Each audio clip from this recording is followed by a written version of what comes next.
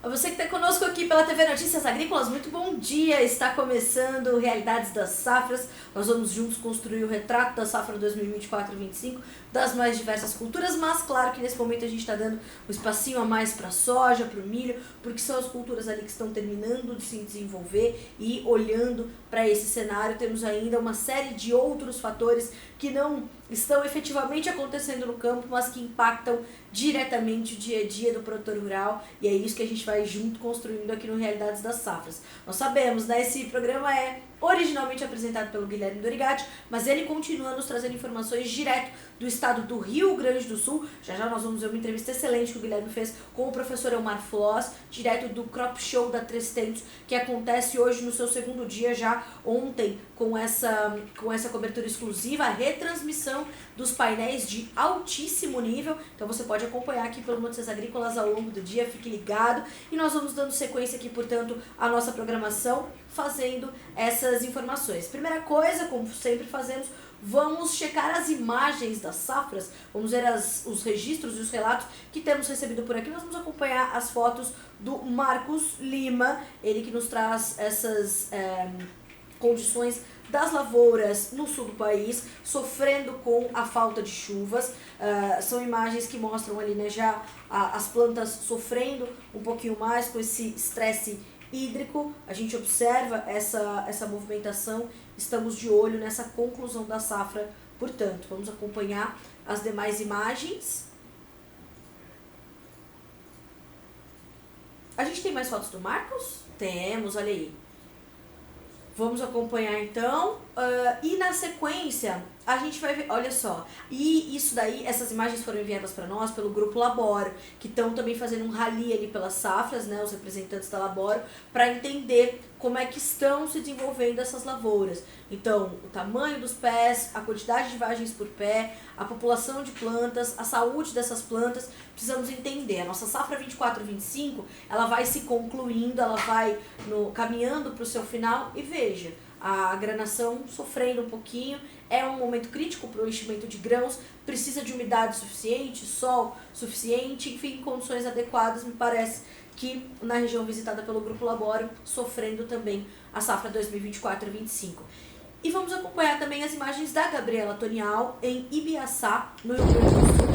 Claro, nós temos, inclusive, eu comentei sobre esse relato da Gabriela feito para nós ontem aqui no Notícias Agrícolas, nos mostrando a condição dos seus campos por lá, que foi o seguinte: muitos dias consecutivos sem chuvas e eles foram para a fazenda, né, eles até fizeram esse relato aqui para nós, foram para a fazenda para fazer uma oração, uma prece diante dessa angústia por conta da seca, e veio uma chuva de 11 minutos em cima dessa soja que já vinha muito sofrida pela seca. Então, vocês estão vendo aí, essa chuva foi chegando na propriedade da Gabriela Tonial, em Ibiaçá, no Rio Grande do Sul. A gente tem mais algumas fotos, né, e o céu já estava bem mais aliviado, dava para ver que ainda tinha mais uma chuvinha para cair. A gente tem mais algumas imagens, né? Não? Então essas são as imagens, portanto, os relatos e registros da Gabriela Tonial. Bom, na sequência a gente vai trazer os nossos entrevistados para entender como é que estão as situações, os cenários Brasil afora, justamente no nosso quadro de entrevistas da safra aqui no Realidades.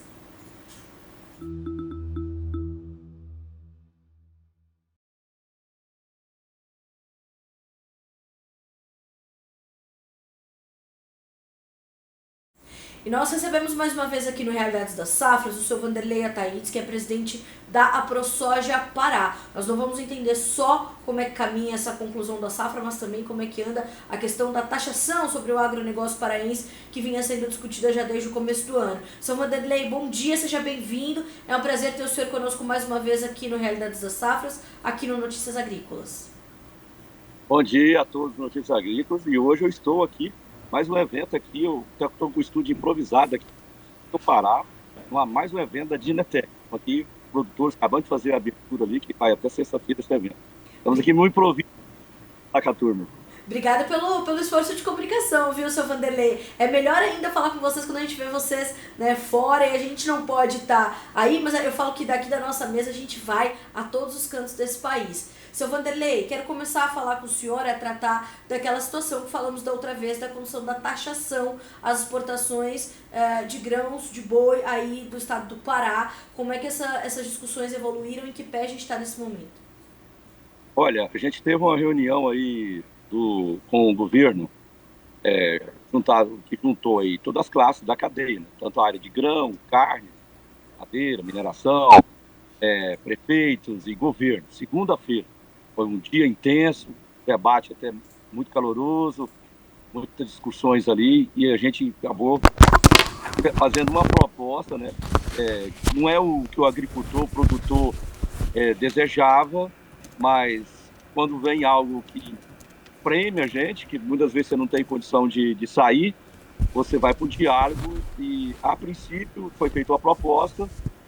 Estamos aguardando aí o governador aprovar essa proposta, que está para sair essa semana, para ver se a gente acalma, né? O momento aí que está muito tenso para a gente. O momento de produzir, com dificuldade, já é difícil. Imagine pagar mais imposto, né? Nós já paga que chega, né? Então, tivemos aí uma reunião segunda-feira com o Estado. E o senhor acha que tem espaço para reverter essa situação, seu Vanderlei? Dá para evitar essa taxação? O senhor tá com essa esperança? Olha, o que aconteceu? Vou dar um resumo aqui. O resultado da nossa reunião de segunda-feira, que ela já foi uma reunião para a gente tentar chegar a uma conclusão, porque já que o Estado não está disposto a revogar esse projeto de lei 10.837/24, a gente fez uma proposta lá nos valores, né? E o governo estava difícil ceder, mas nós não podemos comparar hoje o estado do Pará, que é uma criança ainda na agricultura, estamos preparando aí o nosso solo, as nossas fertilidades, né? Muita área que está sendo convertida em agricultura, que vem de pastagens, vem de áreas degradadas. Então, não pode comparar aí com a produtividade dos nossos estados que tem já o fundo já implantado, que é o caso do Mato Grosso, Goiás, Mato Grosso do Sul, aonde, no geral, lá eles têm uma produtividade aí mais do que o Pará.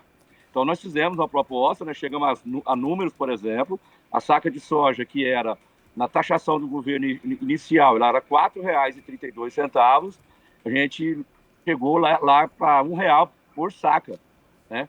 O milho, que era 2,09, a gente conseguiu ter um acordo de 50 centavos por saco.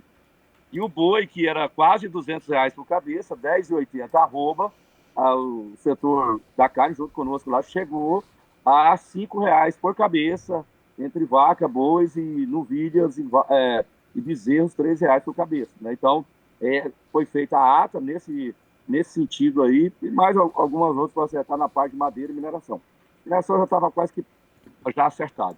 Então, a gente está aguardando o governador sancionar isso aí. Não é, como se diz, não é o que a classe desejava. Mas não está cabendo nada de imposto.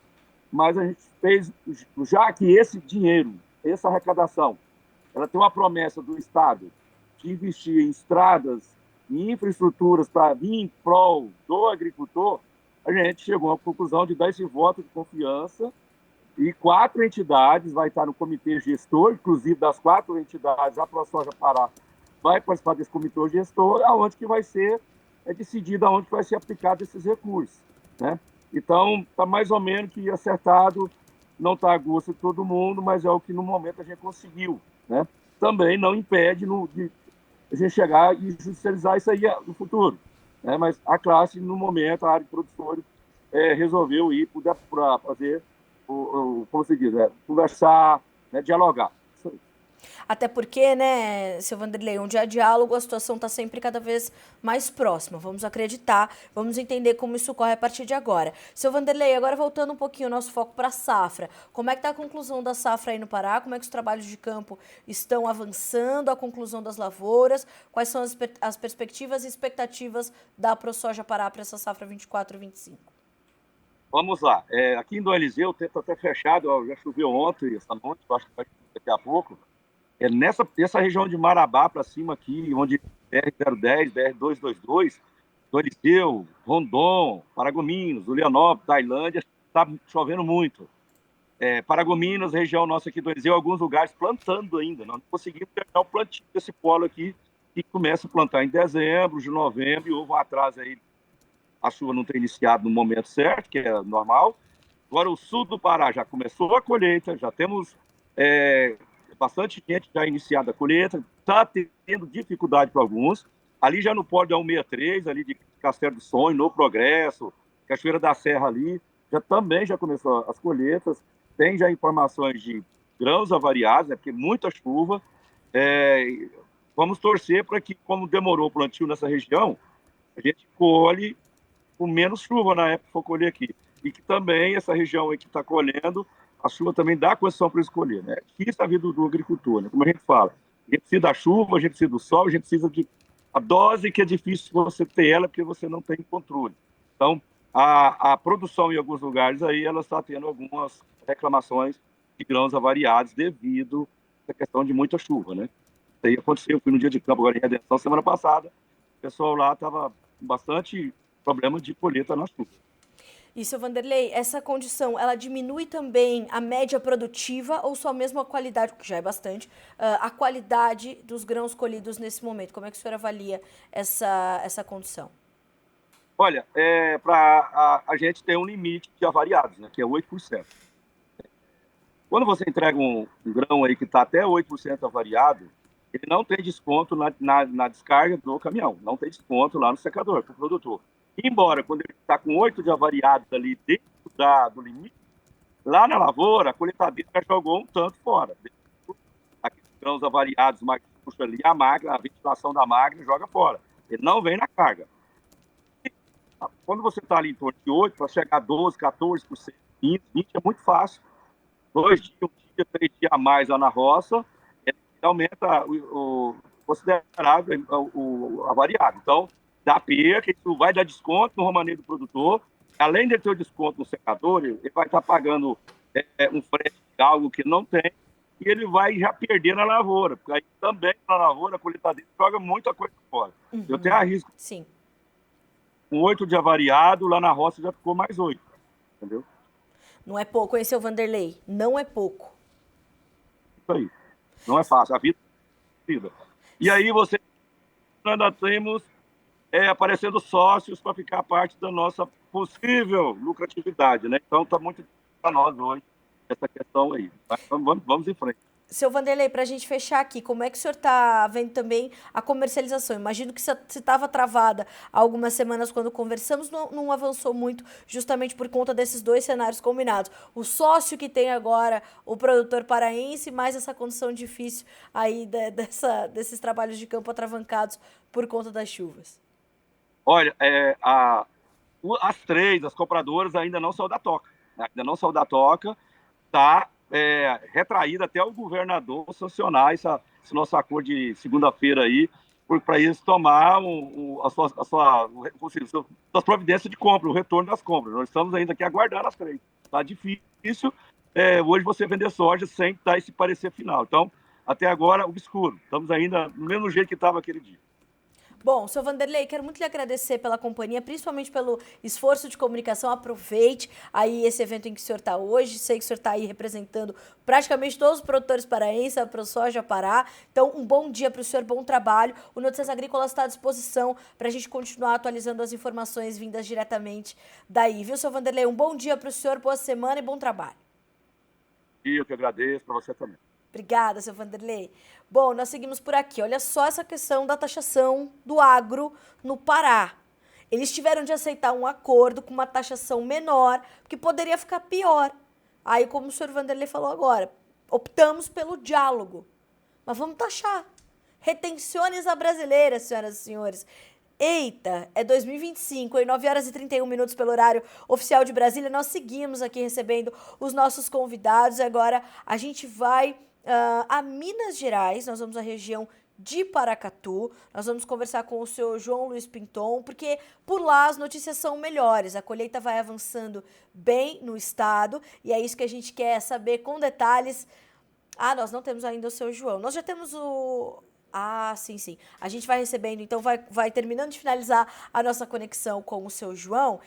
Enquanto isso, eu te lembro que você pode participar do nosso Realidades das Safras, pode inclusive participar aqui pelo nosso chat, trazendo os seus relatos, pode trazer as condições das suas lavouras, a condição do clima aí na sua região. A gente estava recebendo já no Bom Dia Agronegócio, por exemplo, o seu Newton Della Villa, que está em Sinop, nos dizendo que por lá, como as chuvas deram uma trégua na região de Sinop, a colheita está firme, diz que tem muita soja saindo ali de Sinop, e aí o seu Newton ainda faz o seguinte, ó, é bom que tenha bastante soja, que vamos vender para os chineses, está faltando soja na China, porque a nossa safra está atrasada, então eles estão vendo onde é que vão comprar, e agora como a nossa soja está chegando, talvez a gente volte a ser uma origem forte e presente agora para os chineses. Agora sim, nós já temos o seu João conosco para trazermos informações direto de Minas Gerais. Seu João, bom dia para o senhor, seja bem-vindo. É um prazer ter o senhor conosco aqui no Notícias Agrícolas, no Realidades das Safras. Ó, bom dia, prazer é todo meu. Obrigada, seu João. Me parece que por aí a colheita caminha bem, temos aí um percentual de 30% já de área colhida. Boa notícia, né, seu João?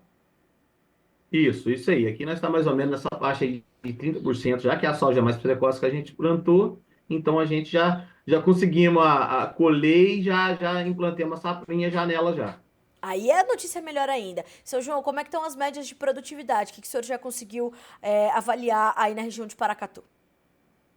Ó, aí esses 30% aqui da minha área aqui que eu já colhi aqui, a média está na faixa de 75 sacos.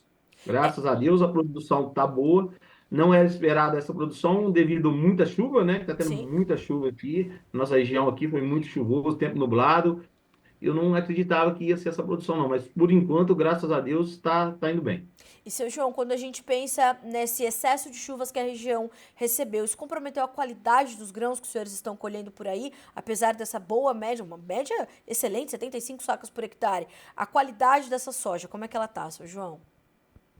Não, tá show de bola. Veio a chuva e a hora Graças a que chegou Deus. na hora da colheita, graças a Deus cortou a chuva aqui, deu para colher bem, então foi bem tranquilo, entendeu? Nós estamos aqui já nesse período de chuva, já está com 1.655 milímetros até hoje, de outubro agora, que a gente plantou.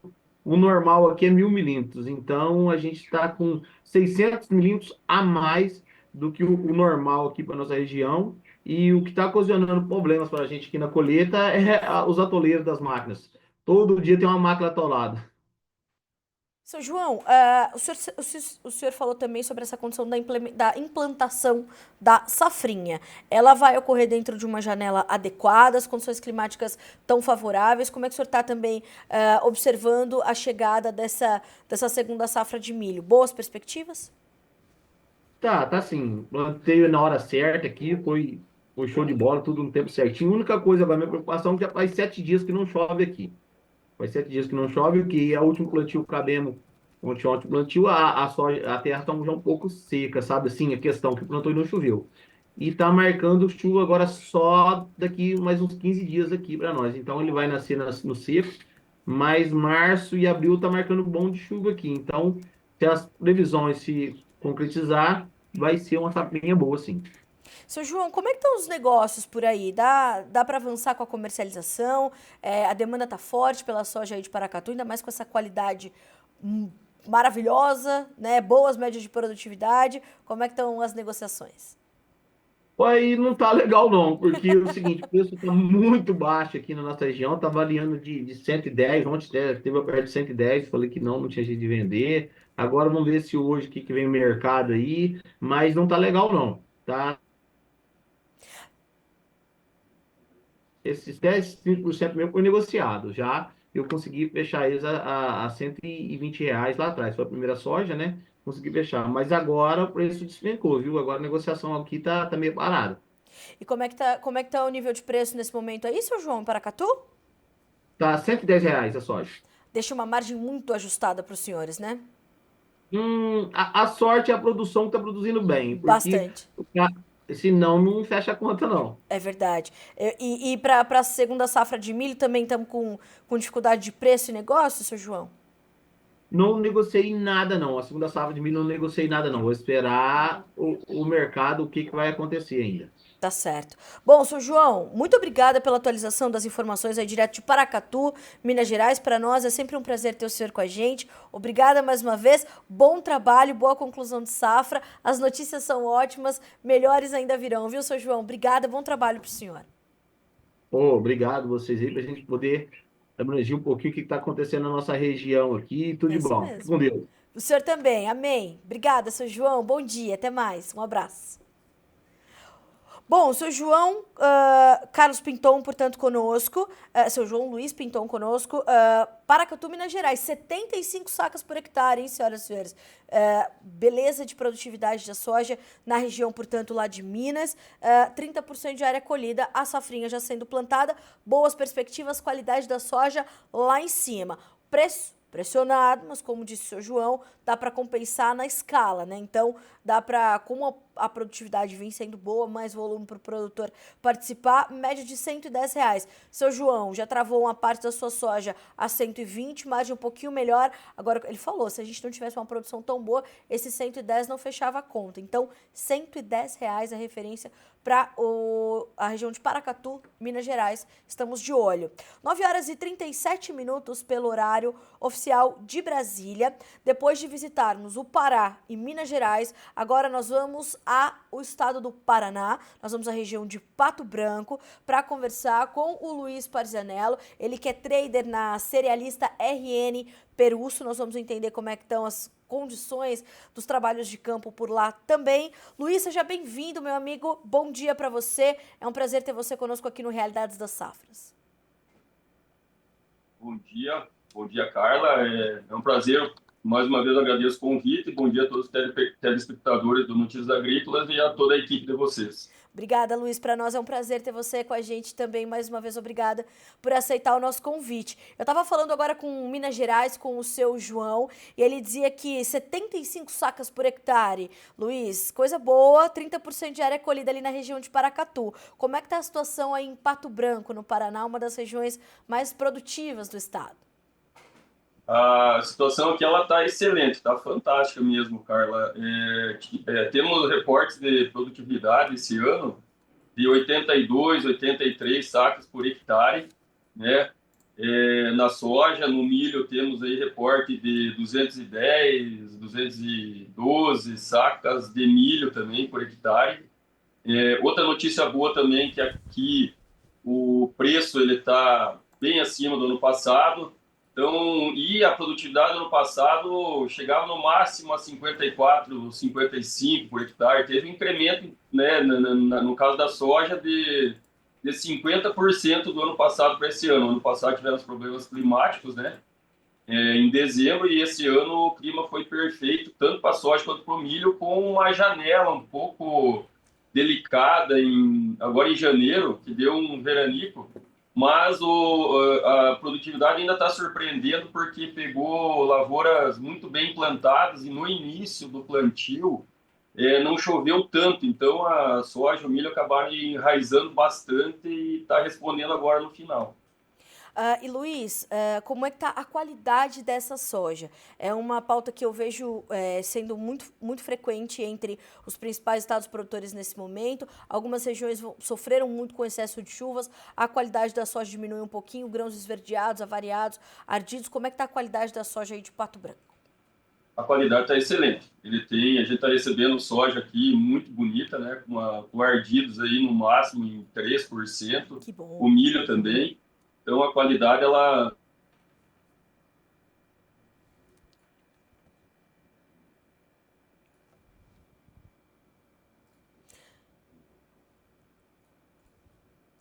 realmente surpreende.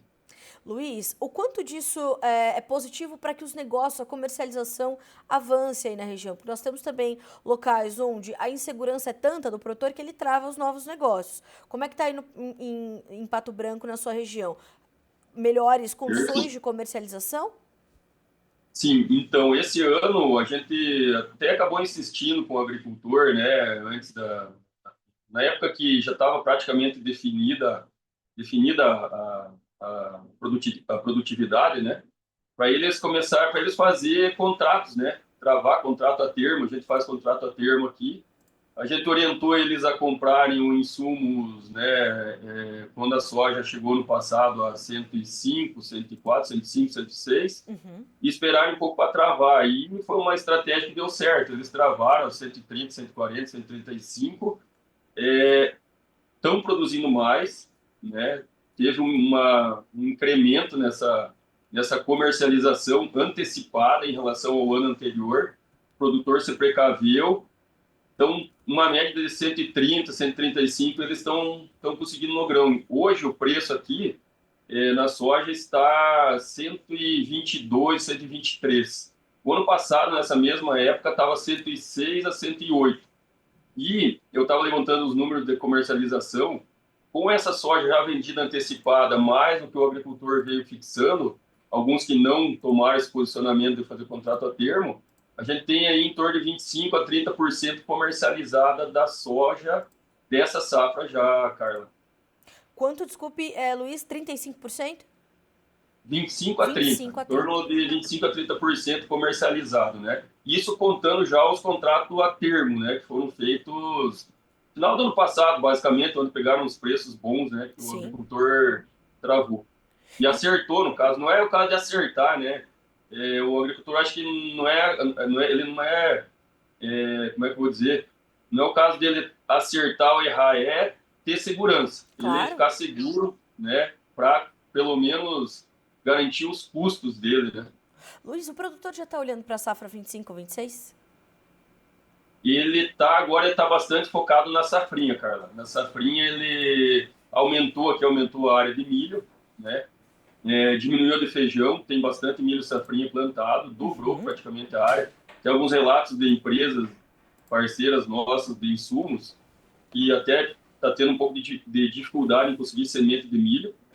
Os preços do milho aqui também estão bons, estão interessantes, em torno de R$70 a saca. E o agricultor está apostando agora na safrinha, plantado até janeiro, que dá um rendimento melhor, e diminuiu a área de feijão aqui. Mas para a safra do ano que vem ainda, Carla, eles ainda não estão ainda focados na área na safra de 2025-26, no caso da soja, milho, porque eles ainda estão, né, focados nessa questão da safrinha mesmo, do plantio. Estão terminando o plantio agora e as lavouras são muito bonitas também. Está chovendo regularmente aqui. Isso que eu ia falar. Então, as perspectivas também são boas para a safrinha de milho. São excelentes. Uhum. Até um detalhe, né? Estou conversando com os agricultores e orientando eles também a fazer algum contrato a termo, né? Um contrato travando o preço, pelo menos até, de repente, maio, que é um cenário que o milho tem uma perspectiva boa, né? A gente não pode afirmar, mas tem uma perspectiva boa até maio, porque depois, quando entra a safra, a gente sabe que a oferta é grande e o preço acaba enfraquecendo, esfriando, né? Bom, a gente vai acompanhar. Luiz, quero muito lhe agradecer pelas informações. Sempre bom ter você conosco por aqui, para a gente manter o produtor não só paranaense, mas do Brasil inteiro atualizado com as informações aí de Pato Branco. Volto sempre, meu amigo. Te desejo uma boa quarta-feira de muito trabalho e já estou te esperando para as próximas. Obrigada, Luiz. Obrigado. Bom dia. Obrigado pelo convite. Um abraço. Um abraço. Bom, senhoras e senhores, aí que bom, né? Duas boas notícias, que coisa boa. Então nós temos aí Pato Branco avançando com a colheita, boas médias de produtividade, algo como 25% a 30% da comercialização da soja já feita, e agora olhos do produtor voltados para a safrinha de milho, e aí tem que começar a colocar na conta a safra 2025-26. A gente tem um comentário aqui, ó, Guilherme Dorigatti, tá no Rio Grande do Sul, mas tá acompanhando o programa dele, dizendo o seguinte, ó, bom dia, Carla, seguimos aqui no Rio Grande do Sul, levando informações de qualidade para os produtores de todo o Brasil, e é uma dessas informações que a gente vai conferir agora. Ontem foi o primeiro dia do Crop Show 300, nona edição, com cobertura exclusiva do Notícias Agrícolas, transmissão dos painéis que lá estão acontecendo, e um dos participantes desse painel foi o professor Elmar Floss, que deu entrevista exclusiva ao Guilherme sobre a irrigação no Rio Grande do Sul. Vamos acompanhar.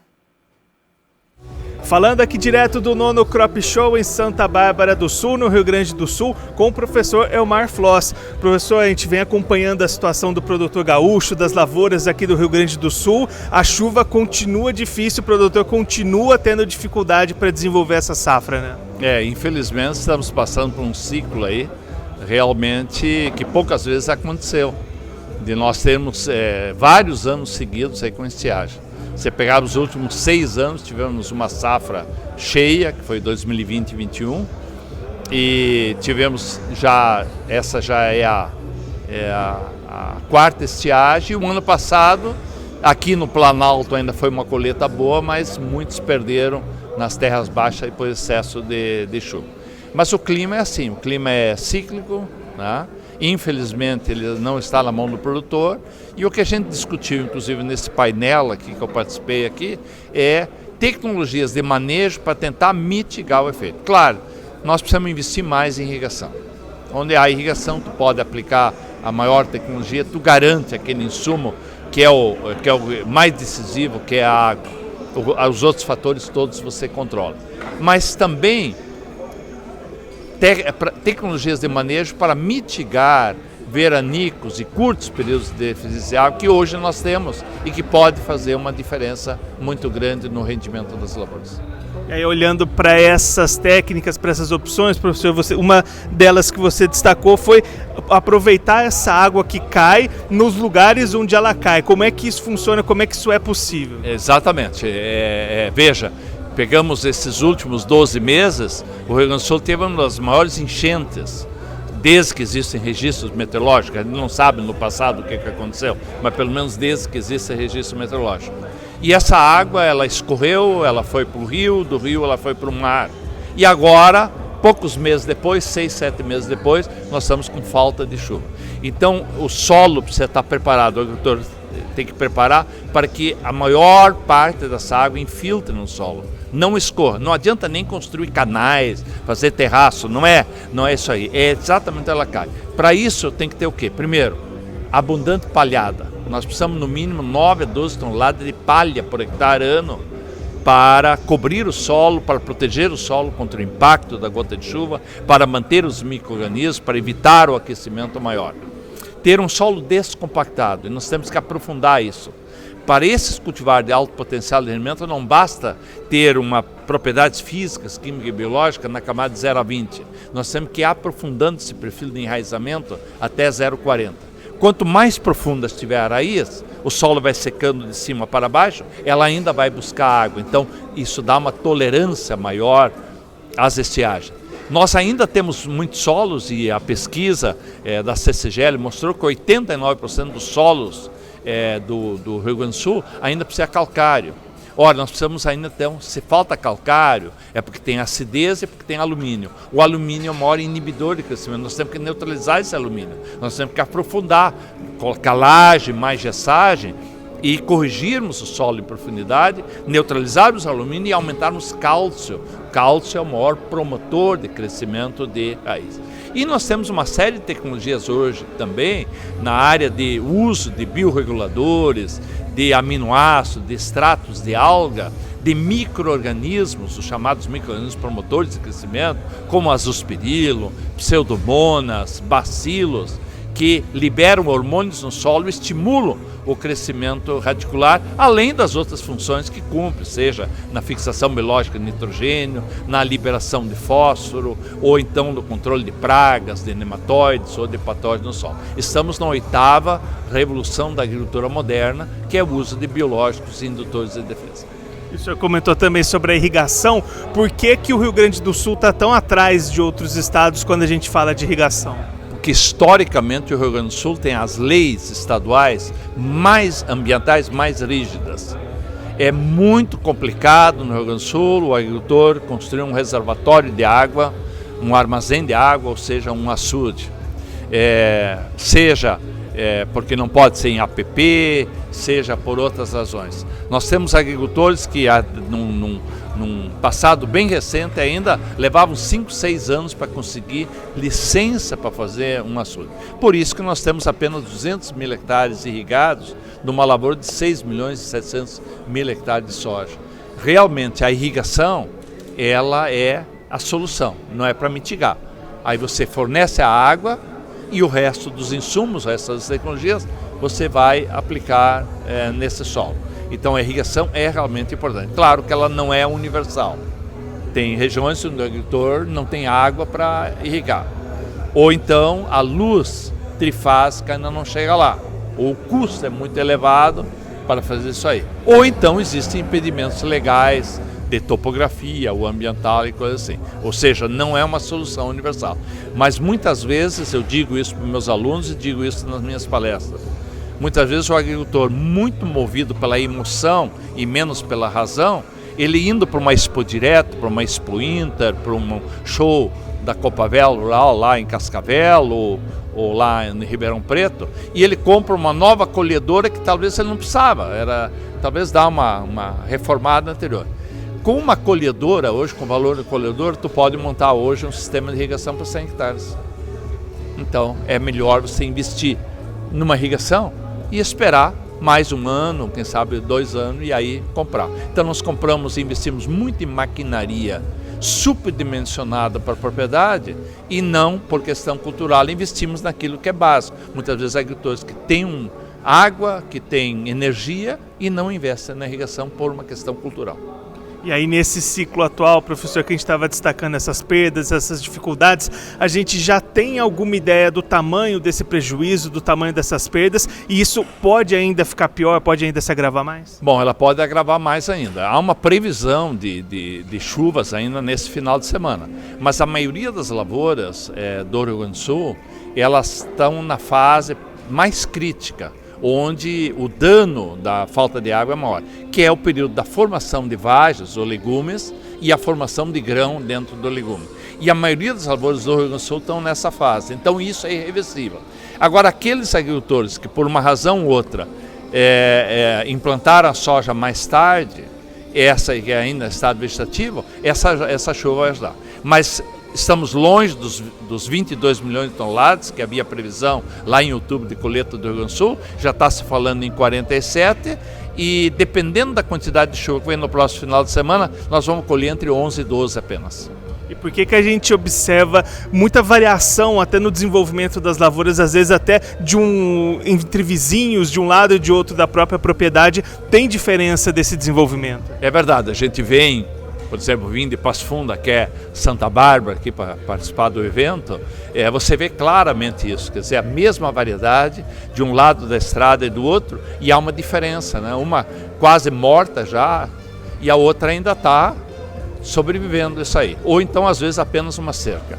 É a diferença entre aqueles agricultores que investiram na melhoria das propriedades físicas, químicas e biológicas do solo. Ou seja, deram condições naquele período que choveu bem, por exemplo, aqui no Planalto nós tivemos boas chuvas até meados de janeiro, outras regiões já faltou chuva em dezembro, como é a região da São Borja, por exemplo, Alegrete, Santiago, então eles vêm sofrendo há mais tempo. Mas aqui até vinha bem. Então essa planta ela se desenvolveu melhor. Agora, onde a raiz está superficial, principalmente em áreas onde houve a integração lavoura-pecuária e a pecuária mal conduzida, ou seja, deixa o gado até a última folhinha verde, solo compactado pela pata da vaca ou pela pata do boi, e aí sobre ela, sem palha e ainda um solo compactado, sem plantar soja, essa é que tem um sistema radicular mais superficial, parou de chover 7 ou 8 dias, a raiz já não alcança mais água, são as lavouras, as piores lavouras que nós observamos. O clima é soberano, a gente não consegue controlar ele, mas tem opções, tem manejos para o produtor mitigar essa situação, né? Temos práticas de manejo hoje para fazer a minimização desses efeitos que ele tem. E é básico investir nisso aí. O agricultor muitas vezes guarda soja para comprar mais 1 hectare do vizinho. Hoje aqui precisa em torno de 1.200 sacos para comprar. Se ele pegasse esses 1.200 para comprar mais 1 hectare, e esse hectare, em média, se fizer a média de 5 anos, vai sobrar uns 20 sacos de lucro. Essa é a média, porque tem um ano que não, ele vai ter prejuízo, como esse ano, vai ter um ano bom que vai dar 30 sacos de lucro. Ele compra 1 hectare, gasta 1.200 sacos para, por ano, ganhar 20 sacos. Ou seja, ele vai levar quantos anos? Né? 20, 1.200 dividido por 20, veja quantos anos leva para pagar a terra. Se ele pegasse esses 1.200 sacos de soja e investisse em 40 hectares que ele já tem, para melhorar fisicamente o solo, melhorar quimicamente o solo, ele vai colher 20 sacos a mais numa questão de 3 a 5 anos por hectare, ou seja, em 40 hectares e não apenas em 1 hectare que ele comprou. É uma cultura de que comprar mais terra e se endividar. E muitas vezes pela dívida de máquinas, pela dívida de terra, ele diminui as tecnologias de manejo. Aí ele usa semente de pior qualidade, usa menos adubo, usa os agroquímicos de menor qualidade. E é o contrário. Se eu tenho dívidas por investimentos, seja em máquina, seja em terra ou outro, eu preciso aplicar a melhor tecnologia de manejo para colher mais, para ter mais rentabilidade, para poder pagar. Quando eu tiro as tecnologias de manejo, eu quero poupar no custeio, eu vou colher menos e aí não consigo pagar a dívida, e aí está uma das razões desse endividamento gigantesco que tem o agronegócio. Professor, obrigado por nos atender, dividir com a gente todo esse conhecimento. Se quiser deixar algum recado, uma mensagem final, pode ficar à vontade. Olha, a mensagem assim, principalmente para os gaúchos aqui que estão sofrendo tanto, é muito difícil olhar para as pessoas, como no painel aqui, todas sofridas, né? Porque, bom, digamos assim, veio 2 anos bem. Não, nós vivemos de vários anos aqui com estiagem, muitos agricultores aqui perderam soja por causa do excesso de chuva lá em abril, maio, mas é dizer assim, o clima é cíclico, então vai voltar, nós vamos ter de novo períodos de boa chuva e vamos, infelizmente, ter que nos preparar, que não sei quando, não sei exatamente quando, nós vamos voltar a ter déficit de não ter estiagem, porque o Cone Sul da América, e especialmente no Brasil, o Rio Grande do Sul é o estado da maior instabilidade climática de todo o solo brasileiro. Aí é o maior, né? É um dos maiores do Brasil, um dos maiores estudiosos, entendedores do nosso agronegócio, um dos maiores fisiologistas da América Latina, se não o maior, eu diria que é o maior, né?